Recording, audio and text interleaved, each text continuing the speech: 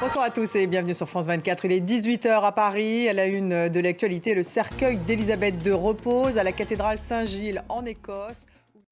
Et puis au sommaire également, le fait du jour à 18 h 15. Nous irons en Écosse bien sûr et nous reviendrons sur la relation particulière de la reine Élisabeth II avec cette nation et les défis à venir face aux indépendantistes avec notre historien invité Robert Franck.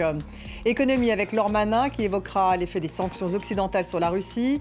Et dans le débat à 19 h 10, la contre-offensive ukrainienne est-elle un tournant dans la guerre? On posera la question à nos invités. Le roi Charles III était en tête de la procession accompagnant la dépouille d'Élisabeth II vers la cathédrale Saint-Gilles d'Édimbourg. Voilà, on en reparlera avec notre invité dans une dizaine de minutes dans le fait du jour. Merci Karim Yayaoui en direct d'Édimbourg. La contre-offensive ukrainienne menée dans le nord du pays a permis de récupérer 20 localités dans la région de Kharkiv en 24 heures, selon Kiev, et c'était samedi. La Russie a affirmé ce matin avoir bombardé ces zones. Volodymyr Zelensky avait annoncé hier qu'Izium avait été libéré. On fait le point sur le terrain avec Florent Rodeau. Dans les actualités en France, ouverture du procès en appel des attentats djihadistes contre la rédaction de Charlie Hebdo.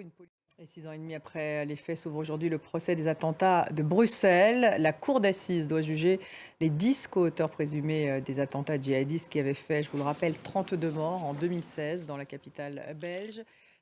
La Suède entame une attente de 3 jours maintenant pour désigner le camp vainqueur des élections législatives. La droite et l'extrême droite sont en position de conquérir le pouvoir pour la première fois ensemble. Le grand vainqueur est le parti nationaliste anti-immigration des démocrates de Suède, qui devient le deuxième parti du pays. Il doit son ascension à Jimmy Åkesson. Son portrait avec Julien Cheïda. Une page sport avec Carlos Alcaraz qui écrit l'histoire du tennis à 19 ans. L'Espagnol remporte son premier tournoi du Grand Chelem. Victoire à l'US Open en 4-7 face à Casper Ruud. Il devient par la même occasion le plus jeune numéro 1 mondial de l'histoire. Florent Rodeau.